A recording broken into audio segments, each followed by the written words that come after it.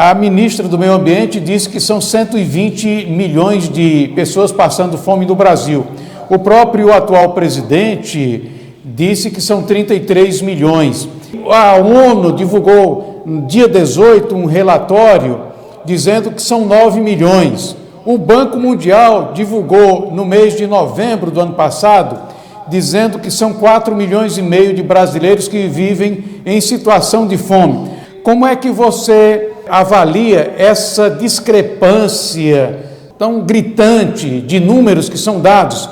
Bom, Erivan, esse dado que você traz é também um ponto importante. Pessoal, nós vivemos um mundo de narrativas, né? Onde cada um procura construir a sua narrativa. Como dizia o grande Humberto Eco, que faleceu há pouco tempo, mas foi uma grande figura, ele dizia: a internet deu voz aos idiotas. Então, qualquer um idiota sai apregoando aí sua verdade como se fosse uma verdade absoluta. E eu estou aqui na minha mesa com um livro do Steve Pinker, né, que ele acabou de lançar nos Estados Unidos, chamado Racionalidade, onde ele procura resgatar algumas ideias da racionalidade iluminista, né? E a proposta, assim, a ideia principal é como um cidadão racional não se deixar embarcar nessas chamadas fake news, né? Que essas narrativas que cada um tenta construir segundo a sua própria visão de mundo, né? É claro que quando você olha esses dados que você trouxe do ponto de vista lógico, isso é um absurdo. Em primeiro lugar, que a fome, vamos dizer assim, a fome é uma chaga, né? Inaceitável do ponto de vista humano. Se uma pessoa morrendo de fome já seria suficiente para a gente ficar escandalizado. E não dá para brincar com esses números, né? Agora, sem dúvida que o governo anterior ele trouxe conquistas significativas, como, por exemplo, o aumento no nível do emprego, a queda do desemprego, a queda, pela primeira vez também na história, desde que tem série, né? Conseguiu-se chegar para que o teto, o nível do endividamento, a dívida externa do governo em relação ao PIB, pela primeira vez um governo entregou a relação dívida-PIB inferior ao número que recebeu, né? Tem isso, tem várias conquistas da economia. Agora, teve excessos na parte das ideias, das liberdades, do autoritarismo, tudo bem. O que eu quero dizer é que nós, como cidadãos comuns, não vamos embarcar nessa canoa furada de fake news, né? Todos os dias a gente recebe aí nas mídias, nos grupos de comunicação,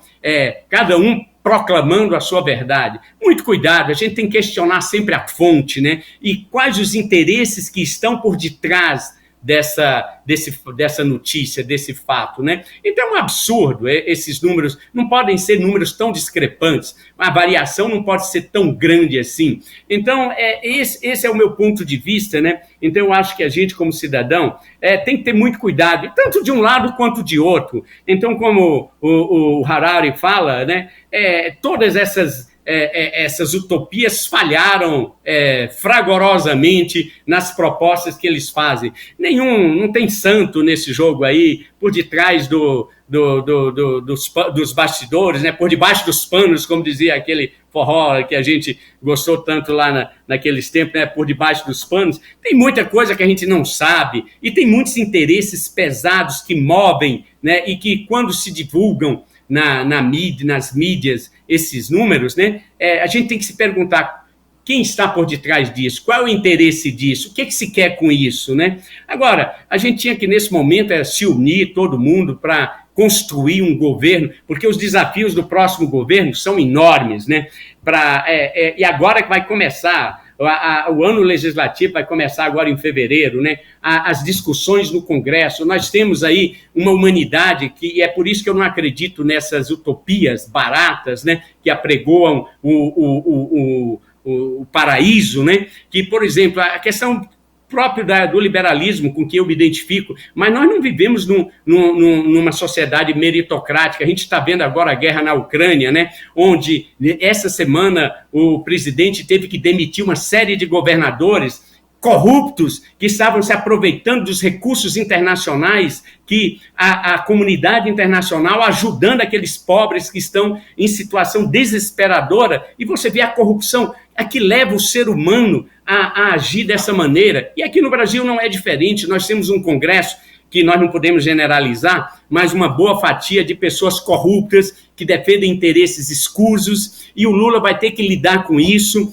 e não vai ser fácil, é um desafio enorme, não só para ele, para o governo dele, mas para toda a sociedade brasileira, de modo que as boas decisões... Agora, eu penso que ele deveria estar encaminhando o debate, não ficar nessa guerra de nós contra eles, né? Que quem começou isso foi ele lá atrás. Lembra que eles falavam da herança maldita do Fernando Henrique, e depois tudo isso é só uma guerra de narrativas, né? Mas é mais ou menos esse um cenário que eu diria assim, uma análise não alinhada, né? Uma análise que não se alinha com qualquer corrente ideológica, mas que procura manter uma atitude de autonomia, de independência, e não faz um alinhamento automático. Porque é muito bonito o PT criticar o autoritarismo do Bolsonaro e, ao mesmo tempo, você vê ele abraçado como um ditador, como Nicolás Maduro, como o Daniel Ortega de Nicarágua, né? São ditadores.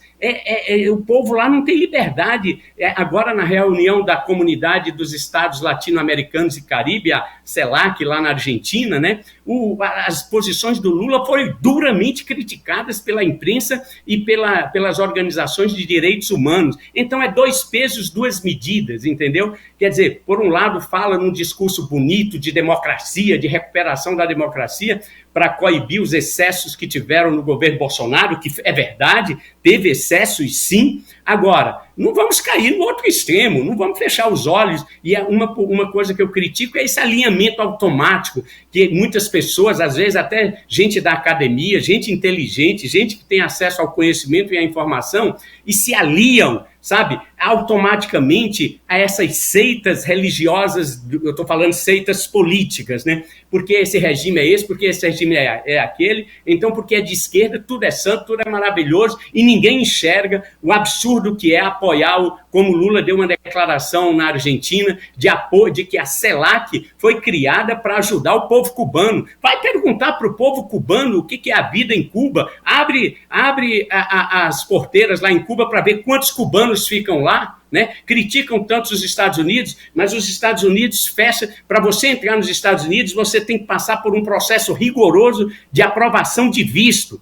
E se abrisse as portas lá, todo mundo ia querer ir para os Estados Unidos. Agora, criticam, idolatram tanto Cuba. Agora, os cubanos não saem de Cuba e às vezes arriscam até a vida saindo de Cuba em barcos terríveis, né? Arriscando a vida para fugir da ditadura. Então, meu caro, olha, nós temos grandes desafios aí pelos próximos tempos e vamos conversar e debater muito aqui nesse espaço para talvez provocar aí algumas análises, algumas reflexões para a gente entender um pouco melhor essa realidade caótica, louca, maluca que é o ser humano e a sociedade humana e os conflitos humanos que a gente enfrenta.